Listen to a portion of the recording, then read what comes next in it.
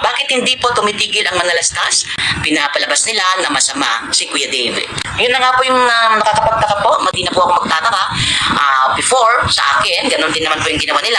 Ganun po yung gusto nila di ba? Hindi po talaga nila mahal. Ganun po yung gusto nila di ba? Hindi po talaga nila mahal. Kasi kung mahal mo yung isang tao, hindi mo hahayaan na masaktan.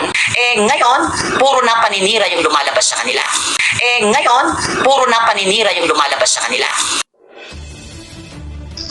Ayan.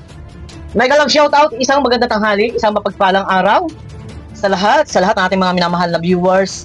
Ayan, pero bago tayo guys magpatuloy, ito, no? Topic natin si Daisy. Daisy, kumusta ka na? Ayan, mawalang galang ha. Ako ay gagamit muna ng iyong video clip bilang resibo. Dahil nakikita ko para kang bingi at bulag sa katotohanan. Dahil dito ay meron kang sinasabing, kung mahal mo ang isang tao, ay hindi daw dapat ganun na magsasalita ng kasiraan ni Dave. Teka muna. Bias ka eh. No?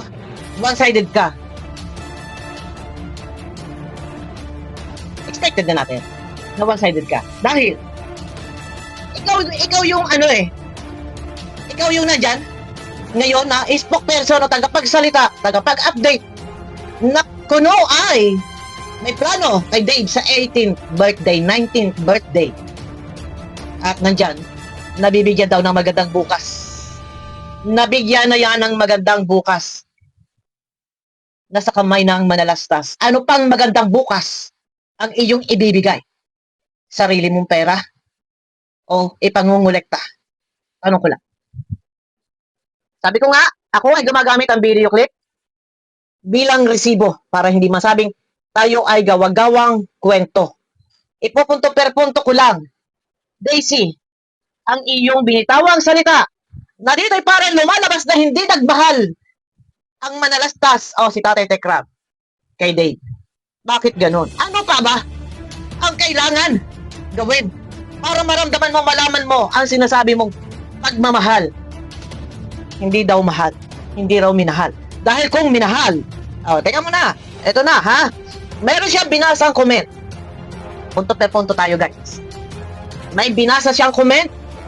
Ito, pakinggan natin kung ano ang sagot ni Daisy. Sabi ni Madam Maria Lilibet Ignacio, sabi nila mabait na kuya, responsable si kuya, mabait kapatid si kuya. Ngayon, puro paninira na ang lumalabas sa bibig nila, ha?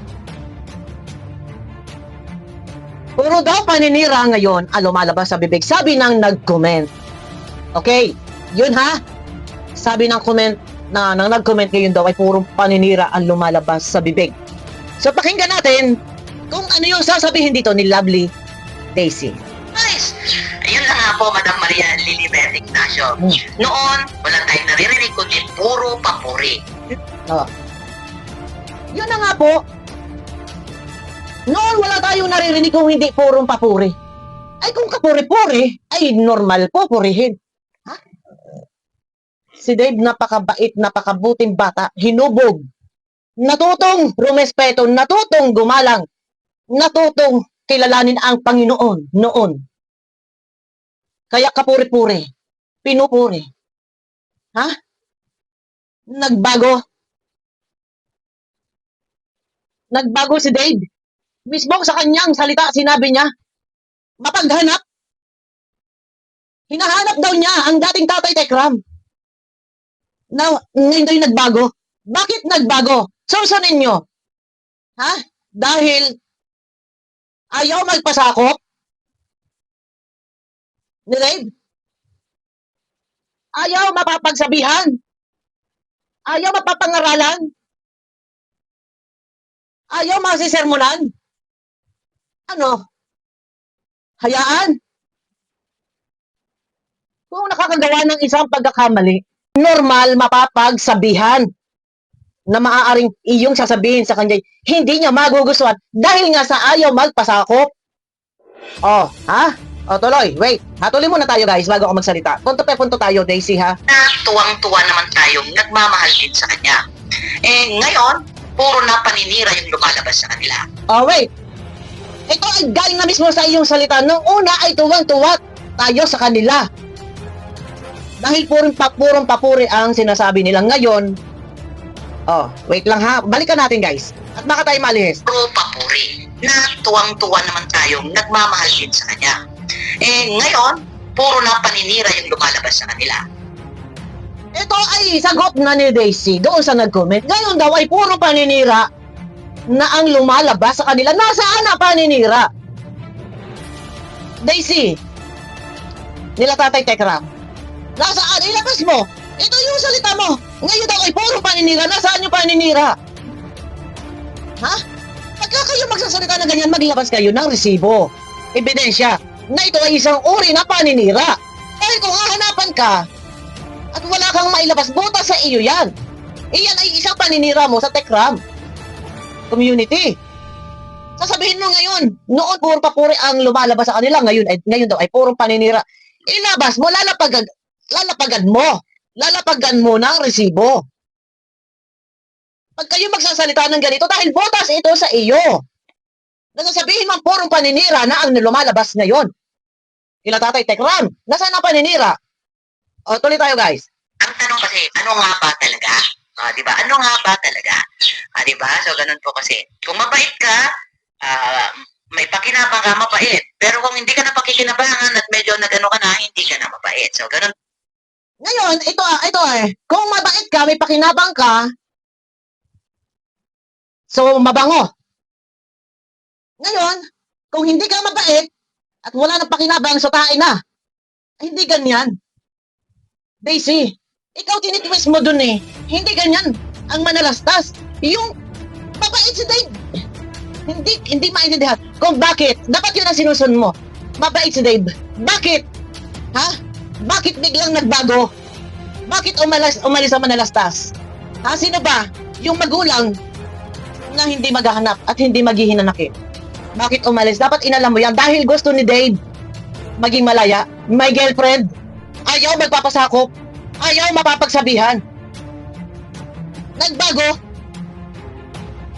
So ngayon, magulang ka ako. Ikaw mga magulang. Ha? Kapag ang anak mo, iba na ang kinikilos, iba na ang ginagalaw. Ano? Pangising-ngisi ka na lang. Ha? Ngising aso na lang ang gagawin mo. I-analyze mo yon. Ha? Bakit nagsasalita sila Tatay Tekram sa ngayon? Hinahanap si Dave. Sinusunsun si Dave. Sino kumuha kay Dave? Bakit nagkaganito si Dave?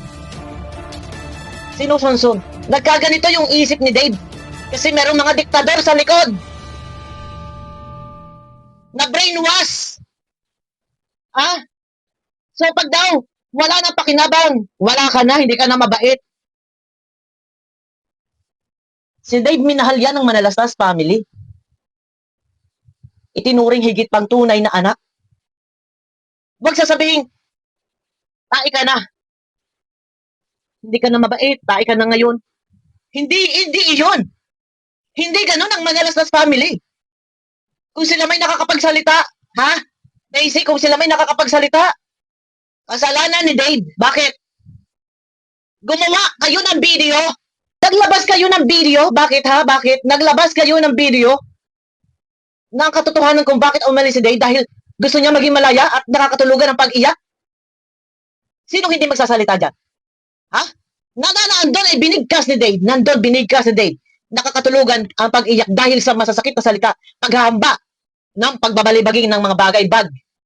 Pamamalo na sinturon patpat. At pagsasalita ng di umano'y ampon daw. Sinong hindi magsasalita sa binitawang salita ni Dave? Alam nga naman lulukin na lang. Ang lahat ng mga sinabi ni Dave laban sa Manalastas. Natural. Pababalaan na dahil hindi totoo. Natural di depensa. Hindi iyon dahil sa... Kaya, ito guys, pinalalabas kasi nila na marami na raw ang mga sinabi o paninira kay Dave. Hindi yung paninira. Pagdepensa ng Tekram community, ng Manalastas family, pagdepensa nila sa sarili yun. Base sa binitawang salita ni Dave na di umano ay sinasaktan, minamaltrato. Kaya nakakapagsalita, paglilinaw. O, tuloy ha? So kasi, so ibig sabihin, wala talaga silang, yung alam mo yung fix na papuri sa isang tao. Biglang shoutout po Wala nang papuri kay Dave. O, wala papuri sa ibang tao. Itong sila Tatay Tekram. Pinuri-puri na. Ano pa ba naman? No, napakabuting kapatid ni Dave sa mga maliit na anak ni Tatay Tekram.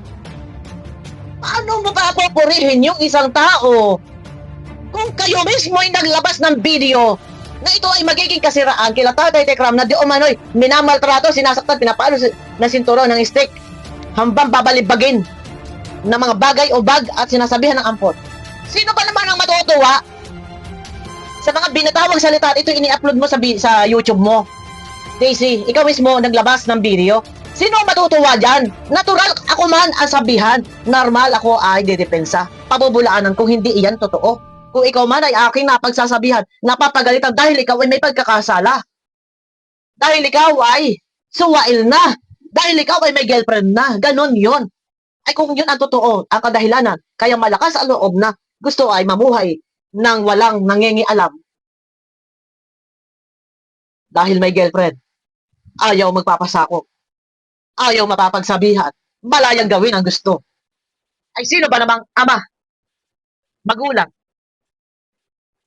Ang ikaw ay ginawa mo na lahat, lingapin, alagaan, protektahan, yung iyong alaga, itinuring mong anak. Tapos ganun-ganun lang ang gante. Umaalis, gabi, umuwi. Ayaw magpasakop. 2 buwan, nilalagpas-lagpasan sila Tatay Tekram, hindi kinikibo. Ito ay paglilinaw nila Tatay Tekram para doon sa mga binitawag salita ni Dave. Kaya nakapagsalita, hindi iyan paninira. Daisy, Oh, Madam Imelda Notino. Magandang gabi, Sisi, at sa lahat dito sa LS. Dave, lang forever, kuya. Pagsikapan mong makapagtapos para wala silang maipintas sa'yo. pagpatuloy ninyo. Gastusan mo, pera mo. Yan Dave, pagsikapan mo raw na makapagtapos ka ng pag-aaral. Ika lang, Daisy. Sagutin mo na lahat ng pangangailangan ni Dave sa sarili mong pera. Huwag ninyong ipangalakal. Huwag ninyong ipanghingi na tulong sa mga sponsor. Ikaw ang spokesperson. Ikaw mismo ang nag-upload ng video na di umano ay si Dave ay sinasaktan, minamaltrato. Doon pa ka lang sa pag-upload ng video, hindi mo ba naisip na ito ay malaking kasiraan laban sa Manalastas family? Na dito ay hindi rin magugustuhan ng libo-libong viewers. Hindi nyo man lang pinigilan at sabihin, bahala na ang Panginoon. Kailangan bang gantihan ang taong nagbigay sa iyo ng magandang bukas na iahon ka doon sa sali, sa kangkungan? Ikaw, ayusin mo Daisy, kasi masyado yung hindi ninyo ipinaunawa kay Dave kung ano ba talaga bilang isang ama. Ito ba ay marapat gawin ng isang ama na maghigpit sa anak? Hindi ninyo yun na ipatiig, na ipaunawa kay Dave. Kasi kung yan pinigilan ninyo, kung yan pinasabihan ninyo, naging neutral kayo, hindi hahantong yan sa ganito. Alam, sino ba dito ang higit na lumubog? O sino ba dito ang higit na nahila pa ibaba sa ginawa ninyo paglalabas ng video? Si Tatay Tekram? Sino? Sino dito ang higit na nahila pa ibaba? Si Dave! Kasi wrong move kayo. Tapos yung sabihin mo ngayon, ituloy natin ito. Oo, sabi niya, so ayun po yun. So kuya, pagsikapan mo daw na makapagtapos para mawala silang maipintas sa'yo. Pagtapusin mo, ikaw, yung pera mo, ibigay mo. Magandang buhay po siya, Oh. Madam Imelda Notino. Isuporta mo, pera mo. Siksik-lig at umaapaw po. Kasi, ito guys, no? Na biyaya. God bless po. Sabi Madam Imelda Buena, sis, may Kasi ganito guys, yun, no? Kasi kung hindi tayo na magiging totoo, doon sa, ito yung katotohanan na kailangan mong manatili doon kasi sila yung totoong nagmahal noon pa man. Kung hindi tayo doon magpo-focus at maghahari sa iyo, makuha mo si Dave. Ikaw yung spokesperson Ikaw yung naglabas ng video Ikaw yung may pangarap sa 18th birthday, 19th birthday ni Dave Ikaw yung gusto mong, ikaw yung nagkikwentong sabi mo na mayroong mga nagpapadala na ng pera, hindi pa nakakapag-open account, nakakapag-open ng bank account, meron na nag-PPM na saan ko ipadadala yung pera. Ikaw yung sinabi mo na nakakausap mo si Dave at si Apple at si Dave doon daw nakatira kay Apple. Alam mo, doon pa lang, ito, lumalabas na mayroon kang nag-i-interest na makuha mo or mahawakan mo ang isang batang viral, isang batang inuulan ng pagpapala, isang batang inuulan ng sponsor ng grasya. May pag-i-interest ka dito. Dahil kung ang iyong motibo ay talagang makatapos na pag-aaral, ano pa ba ang plano ng Manalastas family? Hindi ba't bigyan ng magandang bukas? Ano pa ba? Yung gusto mo. Daisy, di ba gusto mo? Makatapos si Dave na pag-aaral, magkaroon ng magandang bukas. May budget na para sa kanya pag-aaral. Naando na siya sa magandang kamay. Nasa magandang buhay. Si Dave, anong buhay ngayon ang ipalalasak mo kay Dave? Nag-update ka. Kahapon ba ito? Kano isang araw na sabi mo si Dave nakatira sa kanyang mama. Bakit hindi ninyo ikuha ng isang mansion? At doon nyo, hinayaang tumira sa ina. Siksik doon sa ina. Baka mamaya, obligasyon pa ni Dave ang gastusin sa poder ng ina. Yon ba'y naisip ninyo? Nasa halip si Dave, wala nang intindihin. Walang obligasyon sa buhay kundi sarili niya. Baka mamaya, obligasyon pa ni Dave na gumastos sa sarili niyang ina. Yung ba'y naisip ninyo? O di bigyan mo ng pera, suportahan mo. Dahil ikaw naman ang spokesperson, tagapagsalita, tagapag-update, at ikaw nga naglabas ng video ni Dave. Ay di, kung may pera kayo, ibigay mo. Ang pera, wag ninyong ipanghingi sa mga tao. Huwag kayo magpaparinig. Ano sabihin yung 18th birthday, 19th birthday, magpapa-enroll. Tapos huwag yung sabihin, mag-open ng bank account. Huwag kayo magpaparinig ng ganon. Kung may pera ka, di suporta mo. Ganon lang yun. Baka mamaya tawag Ninong Stephen. Ninong ano. Yun na. Ganon? Ganon ba? Iaasa din sa mga ninong-ninong? Oh, tuloy tayo guys, no? Oh. Bilisan mo. Ito ba? Anong favorite ko lang, Shaggy? Ay, Yan, may saya. ads ka. Kumikita ka dito. Kumikita ka dito, Daisy. May ads ka, no? Bakit hindi po tumitigil ang Manalastas? Until now, nag-vlog pa mga kaibigan ni Kuya Dave na dapat sila mismo huminto. Pinapalabas nila na masama si Kuya Dave. Bakit daw hindi tumitigil? Oh, may nag-comment, binasa niya. Sagutin natin. Paano titigil, ha? Nung una, naglabas na pahayag na nawawala or tinakaw si Dave. Okay na sana yon. Natural, normal. Bilang magulang, sinusunod. Nasaan ang anak ko? Sino kumuha ng anak ko? Normal yan. Hinahanap. Kung aso ngang bangaw, pag nawawala ay hinahanap. Dahil baka makapangagat at mabangaw na rin ang kinagat. Ha? Normal yon, hahanapin. Bakit daw hindi tumitigil? Paano titigil? Ha? Wala sanang issue, wala sanang problema.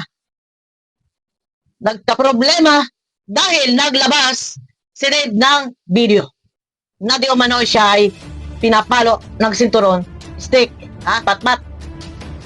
Tinatangkang hambain, balibagin ng anumang bagay at sinasabihang ampon.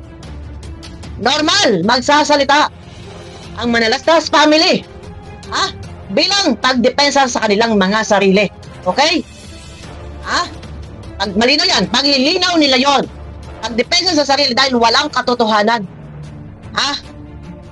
Baka pagdidisiplina,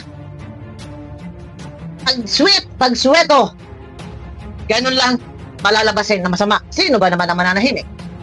Ay kung ikaw naman sinisira na at naglalabas kayo ng video ni Dave na hindi maganda ang binibitawang salita at may pagbabanta pa na di umano din magsasalita sila ni Luis. Diba? O tuloy, pakinggan niyo ang sinabi ni Daisy. David, yun na nga po yung nakakapagtaka po, Madam Jolly Panganiban. If you love a person or if you love someone, ikaw yung unang-unang masasaktan kung may magsasabi or mag-aalikos na sa kanya or sasabihan siya ng masasamang salita. Di po ba? Ganun dapat. Tama! Dahil sila ay tumayo magulang at nagpakamagulang. Kapag nasasaktan ng isang anak, normal ang magulang ang mauuna-unang higit na masasaktan. Ano ang gusto mo? Tuloy ha? Normal. Talaga masasaktan. Bilang ikaw ay tunay na nagmamahal sa iyong anak. Tuloy ha? Kapag mahal mo talaga, di po ba? Kaso, kung yung ikaw na mismo yung gumagawa or nagsasalita ng ikasisira ng taong sinasabi mong mahal mo, hindi na maganda yun. Kaso kung ikaw na mismo ang nagsasalita na ikasisira ng taong mahal mo, aba, hindi na maganda yun. So, ibig sabihin, dito, sa sinabi mo, lumalabas na sila Tatay Tekram ay naninira. Nagsasalita na hindi kaaya-aya kay Dave. Naninira. Hindi na raw tama yun. Anong gusto mo? Lunukin lahat ang sasabihin ninyo. Lunukin lahat ang sasabihin ni Dave. Hindi na ba dedepensa? Magbigay linaw man lang. Base ito sa binigay na pahayag ni Dave na di umano siya ay sinasaktan? Hindi ba pwedeng iyon ay paglilinaw? Iyon yung katotohanan? Ha? Nasabihin, kaya nasa sermonan. Dahil hindi sumusunod sa mga pakiusap. Lumalabas kapag gabi. Gala dito, gala doon. May girlfriend dito, may girlfriend doon. Hindi ba pwedeng iyon sabihin ang dahilanan kung bakit nila nagagawa pagdepensa, paglilinaw. Nagawa dahil nagawa nilang sermonan, pagalitan, pagsabihan dahil si Dave ay ganito, ay ganyan, ganon. Yun ba ay isang uri na paninira? O paglilinaw? Ay, anong gusto mo? Anong gusto mo? Lulunukin na lang. Magpapakabarter bilang isang ama. Baw ng baw. Kung anong gusto sabihin ni Dave, ganun bang gusto mo? Daisy, anong masabihin ni Dave? Luluha na lamang. Ang kaawa-awang Tekram. Ganun na lang ba, Daisy? Ang gusto mo mangyari? Lalo na yan, naghahanap ka ng mga tao na magsasabi ng bad words against someone. Well, hindi na po ako magtataka. Before, sa akin, ganun din. Lalo na yan, na naghahanap ka na magsasabi ng bad words or else, hindi na raw siya nagtataka kasi ginawa na daw sa kanya. Ay, ayusin mo, lovely. Naman po yung ginawa nila, kinuha naman po nila, piling tao lang doon sa paligid po nila. Yun po yun. So, wala na po tayong dapat ipagtaka. Ang importante po, naiintindihan na po natin ang mga bagay-bagay at nakikita naman din po natin sa mga ginagawa nila kung sino talaga sila. Sabi ko nga, yung pagsasalita po natin, doon po tayo nakikilala ng mga tao. Doon ka nakikilala ng mga tao na ikaw ay, sabihin natin, konsentidor. No? Naman lang sana, panahon na habang ginagawa ni Dave ang video ay pinigilan mo. Pero ikaw pa mismo ang nag-upload. Ngayon, nang iyan ay na-upload, ano ang kinahinatnan? Lumalabas dito, may saksak sa manalastas. Nagawa man ang manalastas, pinapala si Dave ng sinturon, ng patpat o stick, hambang babalibagin ng bag, anumang bagay, at pagsasabi ng ampon siya. Yan ba ay napigilan mo? Ang gusto mo ba nang yan ay marinig ng Manalastas family? Iiyak na lang ba ang Manalastas at magbabaw? Lulunukin na lang lahat ang mga sinasabi ng tao? Lalo na yan, nandiyan sa comment section mo. Wala na ba ditong paglilinaw? Pagbibigay ng kapaliwanagan? Ngayon, nagbigay ng paliwanag. Ganito, ganyan, ganito, ganon, ganon, ganon. Tapos kayo palalabasin ninyo, paninira, sasabihin ninyo kung ikaw ay tunay na nagmamahal, ay hindi daw magsasalita ng ganon. Ay ano, ang gagawin, napakamartir. Matagal na, marami ng beses lumuha. Sobra na, isang balde na iluha ni Tatay Tekram. Ano pa ba? Hanggang sa huling sandali ba? Ang gusto pa rin ninyo? Puro na lang pagluha. Puro na lang luha. Ang malalasap, ang mararamdaman. Noon pa yun, punong-puno. Naku, Diyos ko, kung ito'y ating isa-isahin at magtatagpi-tagpi lang natin ang video. Noon pa, ang luha ng Manalastas family, sobra-sobra. Ano pa ba? Ang gusto nyo, ang hinahanap ninyo pagmamahal. Nasasabihin mo kung hindi mahal, ay hindi na daw dapat pang magsalita na kung ano-ano. Paglilinaw yon. Ano ang gusto ninyo? Iyakan na lang ng iyakan. Ano pa ba ang gusto ninyo? Dave, ano pa ba? Kulang pa ba, Dave? Kulang pa ba? Ang pagmamahal na dapat ialay sa iyo, ibigay sa iyo, ipagkaloob sa iyo. No? Halos yung iba nga napapag-isipang mas mahal ka kaysa kina Luis, kaysa sa iba pa. Ano pa ba? Oy, Daisy, gumising ka. No? Guys, abangan nyo ako sa aking next video. Medyo napahaba na tayo, guys, no? At tayo, bumabase lang. Meron tayong pinagbabasihan. Hindi tayo pwedeng gawang-gawa kwento dito, guys, no? Abangan nyo ako sa aking next video, guys. Mega love shoutout. Pakiclick naman po ng thumbs up, guys. Nasa ganun is swak sa panlasa po ni YouTube.